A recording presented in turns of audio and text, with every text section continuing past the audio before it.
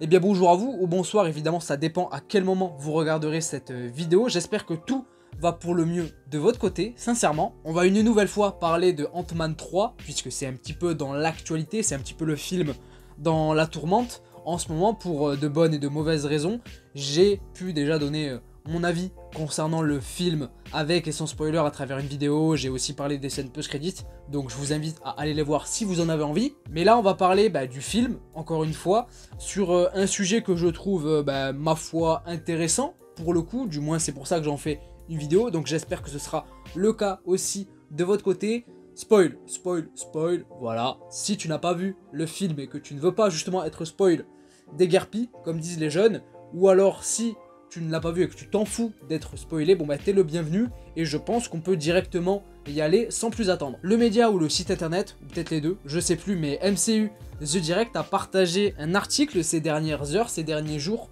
concernant Ant-Man 3, par rapport à des petites modifications qu'a subi le film. Si vous avez envie de voir précisément de quoi il en retourne dans cet article, je vous invite à aller dans la description et il y aura le lien pour le voir, si cela vous intéresse. Et dans cette vidéo, je vais essayer tout simplement de vous résumer en gros de manière assez concise, je vais essayer, c'est pas gagné, ce qui se dit dans cet article et un petit peu donner mon avis, peut-être expliquer les choses, etc.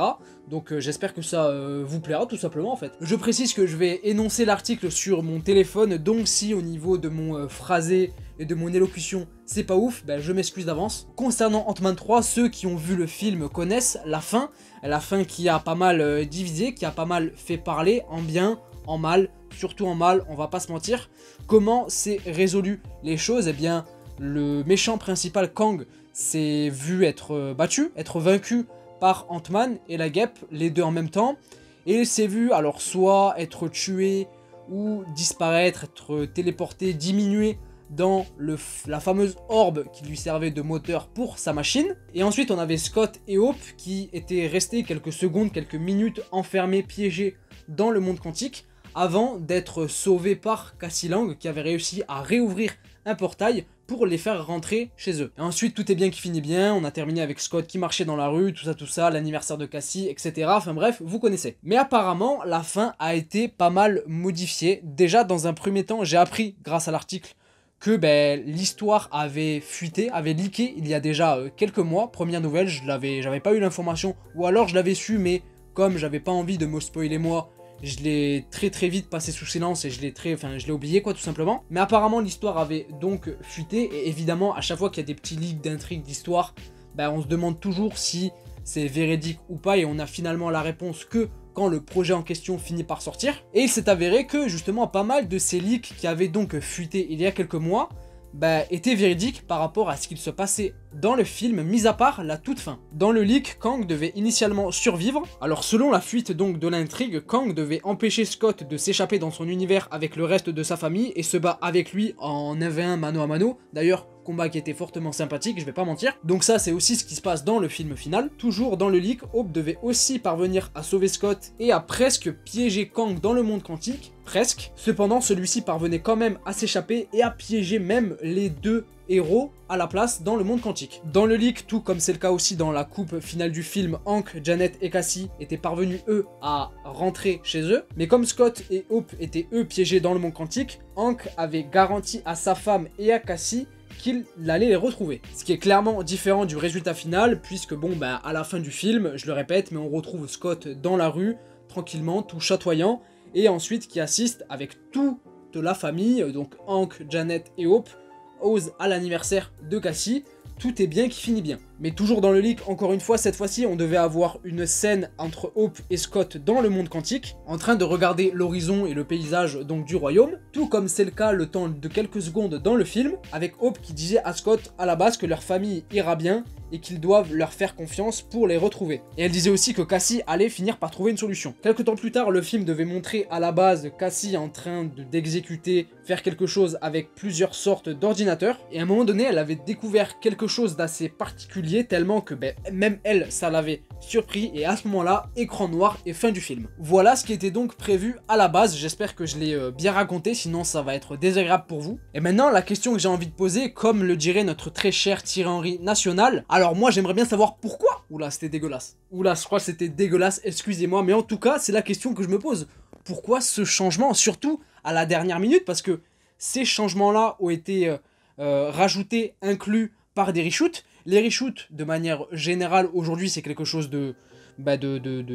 d'accommodé, c'est le bon terme, je sais pas, mais en tout cas, c'est quelque chose de très commun dans les productions hollywoodiennes, que ce soit films et séries. Le MCU en ont déjà fait pas mal. À l'époque, Infinity War et Endgame avaient eux aussi subi des reshoots. Donc rien d'alarmant par rapport à ça, c'est quelques petits ajustements, quelques petites précisions en plus par rapport au film, etc. Sauf que là, en fait, les reshoots pour Ant-Man 3, ils sont arrivés le mois dernier, en janvier. Quelques semaines, quelques jours avant de véritablement terminer le film et de le montrer à certaines personnes.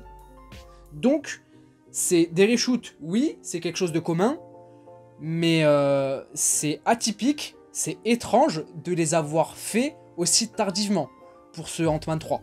C'est particulier, je sais pas pourquoi. Je sais pas pourquoi cette fin a été modifiée. Justement, c'est quelque chose qui est pas mal reproché au film, hein.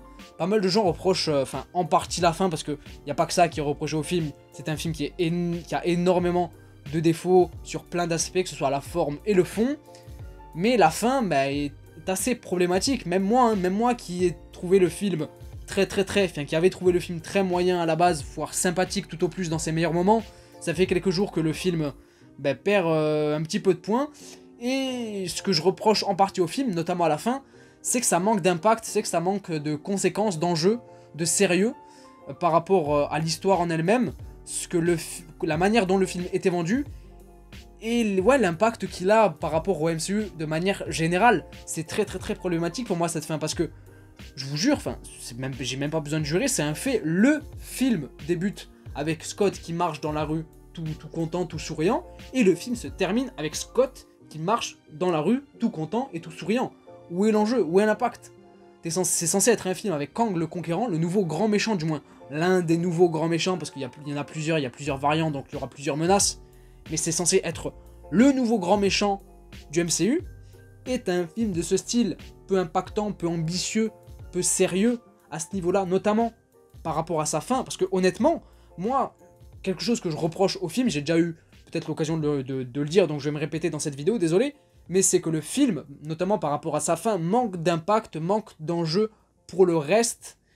Et honnêtement, avec cette fin comme ça, il y en aurait eu, et j'aurais été légèrement plus satisfait. Ça aurait peut-être pas dû... ça aurait pas... Là, je bégaye, ça aurait pas pu sauver le film, je pense, parce qu'il y aurait eu d'autres problèmes. Mais au moins, sur la fin, on aurait pu être satisfait par rapport à ça, par rapport à l'aspect conséquence, par rapport à l'aspect enjeu global du MCU.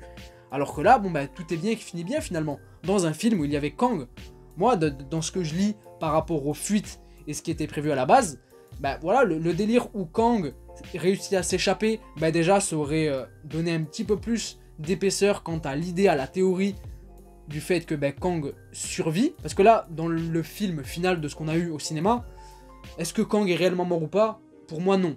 Voilà, je vous le dis clairement, il a simplement été téléporté quelque part, diminué quelque part, et on le retrouvera plus tard.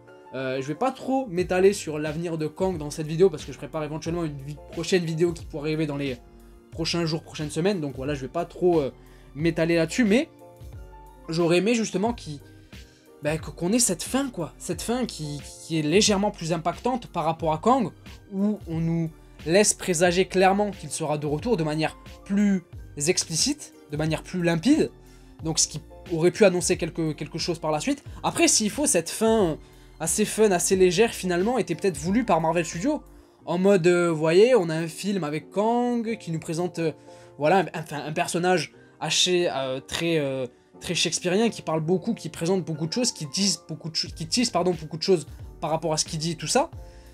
Mais finalement, voilà, le film se termine bien avec la menace Kang qui, au premier abord, peut paraître éradiquée, mais non, puisque on vous le fera revenir plus tard dans tel programme, tel film ou telle série. Peut-être que c'est le cas, peut-être que ça a été vu comme ça de leur côté, c'est peut-être ce qui justifie les changements de dernière minute le mois dernier, en janvier, hein, les reshoots en janvier. Le film est sorti, là, il y a quelques jours, mi-février. C'est incongru, c'est très étrange. Est-ce qu'on aura un jour la réponse? J'en sais rien. J'espère que oui, je sais pas, en vrai, j'en sais rien du tout.